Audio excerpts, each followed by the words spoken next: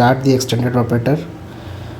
तो सबसे पहला क्वेश्चन क्या है कि why do we need extended operator when approximate operator does our job. जब अप्रॉक्सीमेट ऑपरेटर हमारा काम कर दे रहा था तो हमको एक्सटेंडेड ऑपरेटर की ज़रूरत क्यों पड़ रही है? वो इसलिए क्योंकि हमेशा जो है एल ऑफ एफ जो कि -d2/dx2 ऑफ फंक्शन एफ है, ये हमेशा एग्जिस्ट करेगा, ये तो ज़रूरी नहीं है। तो उन केसेस में जहाँ वो एग्जिस्ट नहीं करता है बट उसका फर्स्ट डेरिवेटिव एग्जिस्ट करता है, वैसे केस में हम लोग को एक्सटेंडेड ऑपरेटर की ज़रूरत पड़ेगी। ठीक है, मैं रिपीट करता हूँ, जब भी हमारे पास सेकंड डेरिवेटिव एग्जिस्ट नहीं करता है बट फर्स्ट डेरिवेटिव एग्जिस्ट करता है, उस केस में हम लोग एक्सटेंडेड ऑपरेटर का यूज़ कर सकते हैं। ठीक है, ऑलराइट। तो एक्सटेंडेड ऑपरेटर का डेफिनेशन क्या है? एक्सटेंडेड ऑपरेटर का डेफिनेशन है ये इनर प्रोडक्ट W और L ऑफ F का इनर प्रोडक्ट जो है उसको हम लोग ऐसे लिख सकते हैं 0 to 1 integral dW/dx dF/dx dx। ठीक है, पहले हम लोग कैसे लिखते थे इसको? पहले हम लोग लिखते थे ऐसे integral 0 to 1 W d2f/dx2 dx। But second derivative इसका एग्जिस्ट नहीं करता, इसलिए हम लोग इसका एक डेरिवेटिव जो है W के साथ मिक्स कर दिए, तो हम लोग को ये वाला फॉर्म मिल गया। तो ये जो फॉर्मूला है यही जो है एक्सटेंडेड ऑपरेटर का डेफिनेशन है। ठीक है, डेफिनेशन आपको बुक में दिखा देता हूँ मैं।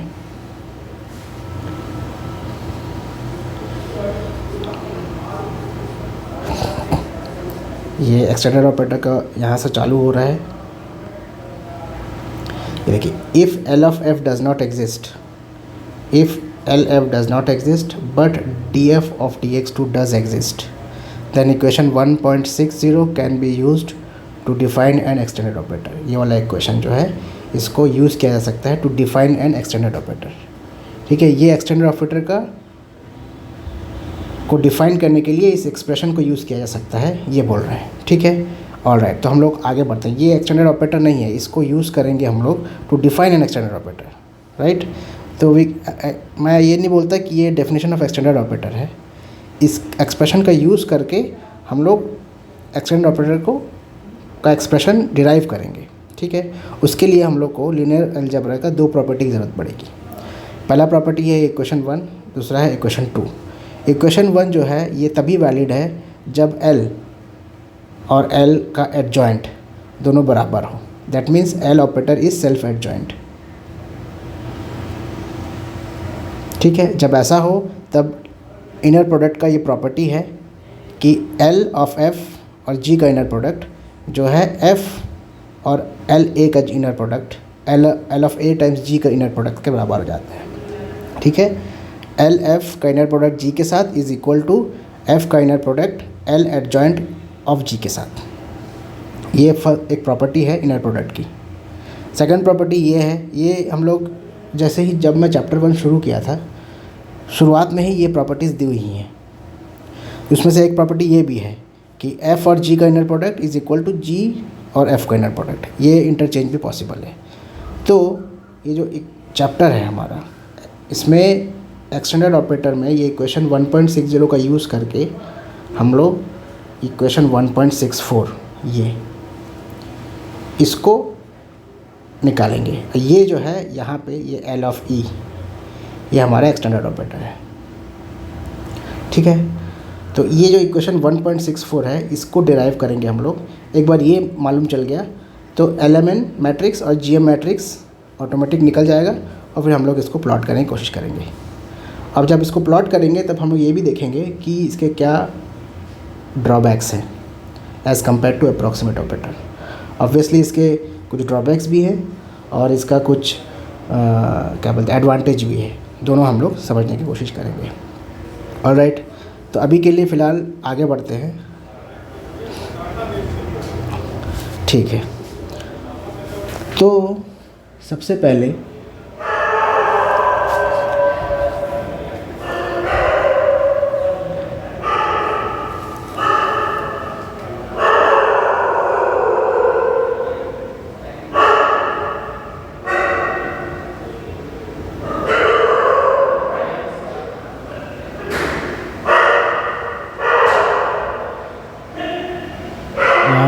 हॉस्टल में बहुत सारे डॉग्स हैं, इसके कारण से बहुत आवाज़ आता है, तो मैं थोड़ा सा वेट कर लेता हूँ, इनका भौंकना ख़त्म हो जाए उसके बाद मैं शुरू करूँगा।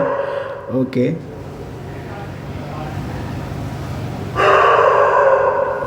ऑलराइट। इसका भी कब ख़त्म नहीं हुआ है। Alright, let's start. तो ये जो है ये वाला फार्मूला, इसको हम लोग ऐसा लिख सकते हैं, LEF is equal to FLEW। क्यों लिख सकते हैं? Using this property, equation number 1। ठीक है, यूजिंग इक्वेशन 1।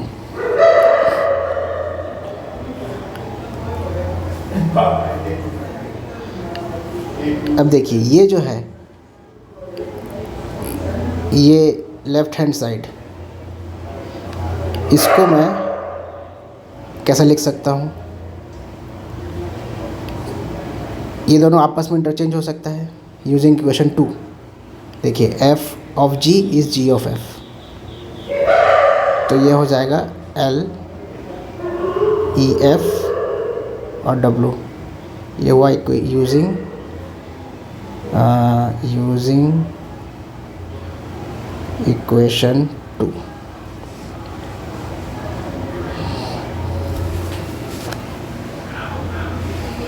ऑलराइट, ठीक है। अब हम लोग ये जो राइट हैंड साइड है, राइट हैंड साइड, इसको एक्सपांड करते हैं।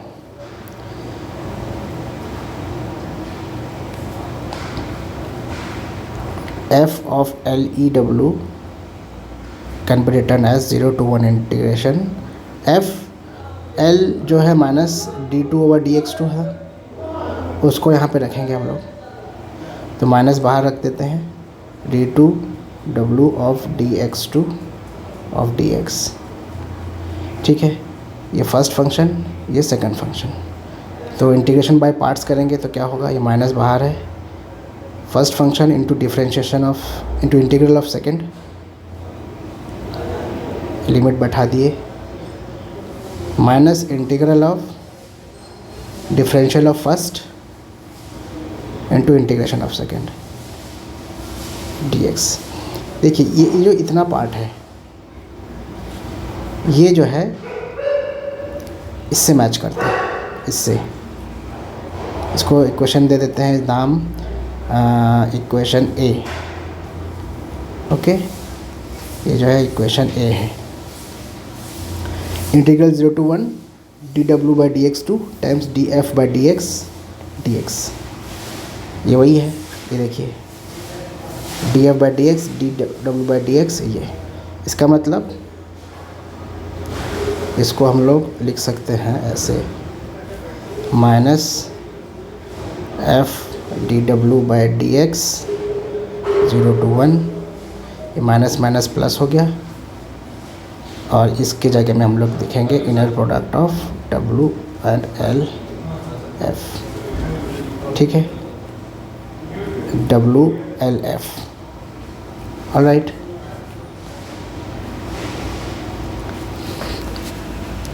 तो इसको थोड़ा सा और रीअरेंज करें अगर, तो ये वाला सामने आ जाएगा, इनर प्रोडक्ट ऑफ W और LF minus F dw/dx 0 to 1। अब देखिए ये जो है, ये हमारा इक्वेशन 1.64 है इस चैप्टर का, इक्वेशन 1.64। ये जो ओके, ये जो है इसको फिर से एक्सपांड किया है,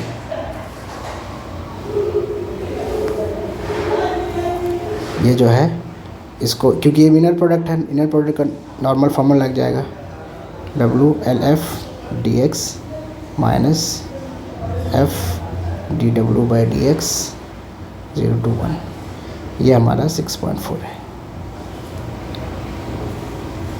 ओके, तो ये हमारा डेरिवेशन निकल गया। ये जो है ये है WLEF, ठीक है। FLEW था, यही WLEF भी है, क्योंकि ये राइट हैंड साइड से चालू किए थे, which is equal to LHS। So ये हमारा WLEF का फॉर्मूला निकल गया, विच इज़ इक्वेशन 1.64, ठीक है। बस अब कुछ नहीं है, अब इसमें बस हम लोग को LMN का एक्सप्रेशन निकालना है और GM का एक्सप्रेशन निकालना है। उसके बाद हम लोग वैलिडेट करके देख लेंगे कि बुक से हमारा मैच कर रहा है कि नहीं। ऑलराइट, ओके, तो let's start the derivation of expression of LMN। देखिए LMN जो है वो होगा WM और LE ऑफ FN, ठीक है। तो देखिए FN और WM हम लोग इक्वल ले रहे हैं, क्यों? क्योंकि गैलेरकिन मेथड यूज़ करेंगे, गैलेरकिन मेथड दोनों इक्वल चूज़ करेंगे। तो WM which is equal to x of n, ये हमारा बेसिस फंक्शन है जो कि टेस्टिंग फंक्शन भी है, ठीक है। तो WM अगर लेना है तो x to the power m लेंगे और FN जो है वो x to the power n होगा, ठीक है। ये दो चीज़ यहाँ पे सब्स्टिट्यूट होंगे। तो इंटीग्रेशन 0 to 1 WM मतलब x to the power m, उसका inner product LE of FN। अब LE ऑफ FN क्या है? ये है,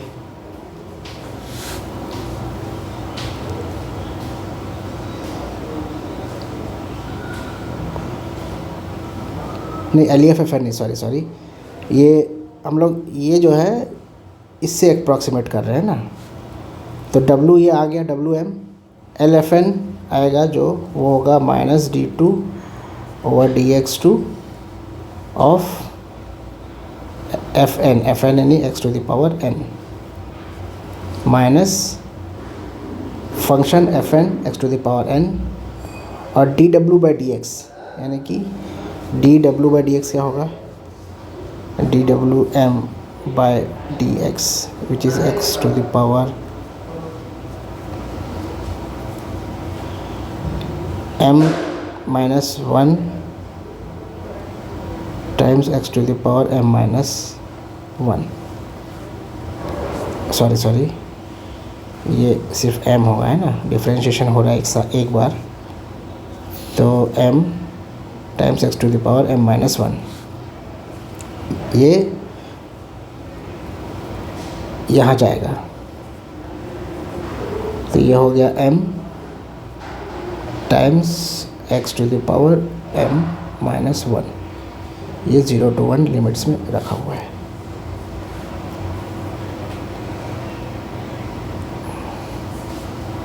ठीक है।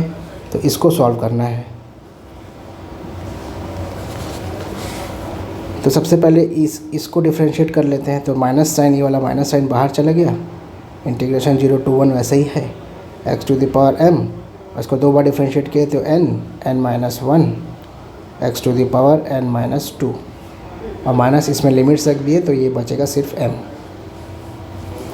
ऑलराइट, फिर इसके बाद आगे इसको इंटीग्रेट कर दिए तो ये माइनस n माइनस 1 बाहर है, और इसको इंटीग्रेट करेंगे 0 to 1 x to the power m plus n minus 2 dx, और ये बाहर m ये वाला ऐसे का एज इट इज़ आ गया। तो ये हो गया आपका minus n minus 1 x to the power m plus n minus 1 divided by m plus n minus 1, और ये लिमिट्स में रख दिए 0 to 1, और बाहर m एज इट इज़। तो इसको फर्दर सॉल्व करेंगे।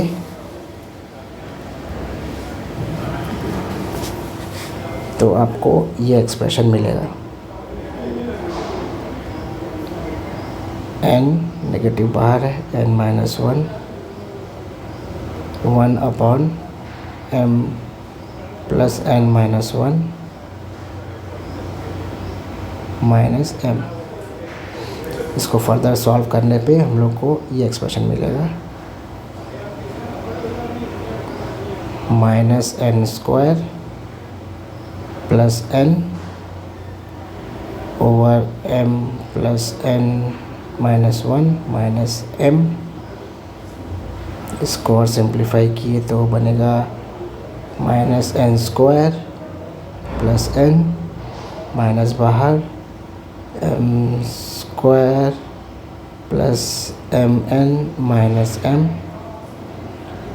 ये m + n-1 और इसको रीअरेंज करने से -n² + n -m² -mn + m, ये नेगेटिव साइन अंदर चले गया तो इसको ऐसा लिख लिए हम लोग। और ये हो जाएगा आपका negative m² + n² -mn + m + n divided by m + n-1। ये जो है ये आपका एलिमेंट मैट्रिक्स का एक्सप्रेशन है। ठीक है, ये एक्सप्रेशन बुक में नहीं दिया है। इस लोग डायरेक्ट एलिमेंट का फॉर्मूला निकाल के 4x4 मैट्रिक्स एलिमेंट का और जीएम का 4x1 मैट्रिक्स निकाल के दिखाए हैं। हम लोग ये वैल्यूज़ निकालेंगे और चेक करेंगे कि हमारे इससे एग्जैक्टली मैच कर रहा है कि नहीं। ओके, तो ठीक है, चलिए मैच कर ही लेते हैं। सपोज़ हम लोग को ये वाला वैल्यू निकालना है, ये वाला, ठीक है, फर्स्ट वाला, यानी कि L11 निकालना है। तो इसकी वैल्यू आनी चाहिए -1। ठीक है, उसको चेक करके देखते हैं। तो L11 जो है वो होगा, इसमें m की वैल्यू भी 1 है और n की वैल्यू भी 1 है। तो यहाँ पे सब्स्टिट्यूट करेंगे ये दोनों इसमें। ठीक है, दूसरा कलर ले लेता हूँ, इसमें सब्स्टिट्यूट करेंगे तो ये हो जाएगा -2 -1 + 1 + 1 और नीचे 1 + 1 -1। एक कट गया, ये कट गया, ये बचा -1। ठीक है, ये तो करेक्ट आ रहा है। एक और वैल्यू देख लेते हैं, L12 देख लेते हैं, यानी कि m = 1 और n = 2। तो ये जाएगा माइनस बाहर है, 1² + 2² यानी कि 4 -2 + 1 + 2 डिवाइडेड बाई 1 + 2 - 1। यह आएगा आपका -5 + 1/2 यानी कि -4/2 यानी कि -2। ठीक है, -2 है क्या L12 का वैल्यू देख लेते हैं। L12 ये रहा, ये -2 आ रहा है। ठीक है, एक और उससे चेक कर लेते हैं। लेट्स से L43 चेक करते हैं। तो 4 मतलब m = 4 और n = 3। तो -4² 16 + 9 -3 4 12 + 4 + 3 होल डिवाइडेड बाय 4 + 3 - 1 यानी कि ये -25 -12 + 7 डिवाइडेड बाय 6। ये हो गया आपका -25 -12 + 7 -30 बाय 6 यानी कि -5। तो L43 देख लेते हैं कितना है। L43 ये वाला देखिए -5 आया। ठीक है, मतलब एलिमेंट का मैट्रिक्स का जो एक्सप्रेशन है वो सही निकालें। सिमिलरली हम लोग को जीएम का भी एक्सप्रेशन निकालना है। तो जीएम का एक्सप्रेशन तो और सिंपल होगा आई थिंक। तो जीएम क्या है, जीएम है इनर प्रोडक्ट ऑफ WM का जी के साथ, यानी कि इंटीग्रल 0 to 1 xm और जी क्या है 1 + 4x², ठीक है, dx। तो ये हो गया 0 to 1 xm अंदर मल्टीप्लाई हुआ प्लस 4x⁻m+2 है ना, dx। इसको इंटीग्रेट किए तो x⁻m+1 over m+1 plus 4 times x⁻m+3 divided by m+3। इसमें लिमिट्स बैठा दिए 0 to 1। अब इसमें भी लिमिट्स बैठा हुआ है 0 to 1। ये हो गया 1/m+1 प्लस 4 टाइम्स 1/m+3। तो इसको सॉल्व करेंगे तो m+3 plus 4 times m+1 over m+1 m+3, ये हो गया 5m+7 बाय m+1 और m+3, ठीक है। ये आपका GM का मैट्रिक्स है, एक्सप्रेशन है। तो इसको भी चेक कर लेते हैं। G1 क्या है, यानी कि m = 1 के लिए ये होगा 5 + 7 डिवाइडेड बाय 1 + 1 2 इंटू 4, यानी कि 12/8, यानी कि 3/2।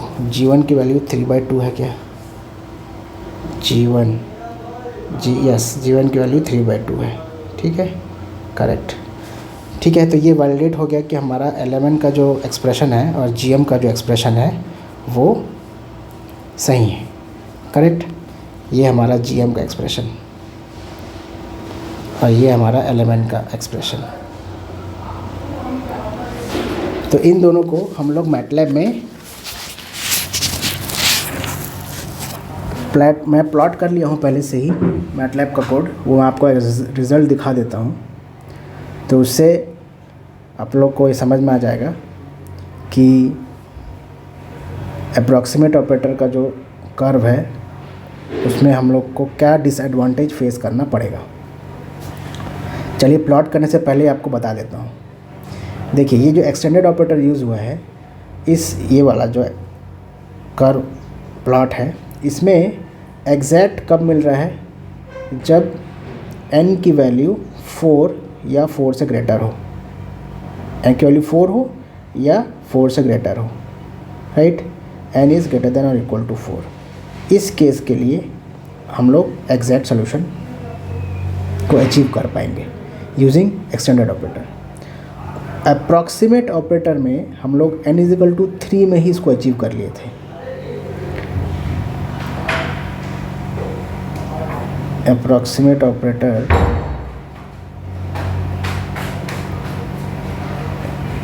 ये एक्सपेंशन फंक्शन अप्रॉक्सीमेट ऑपरेटर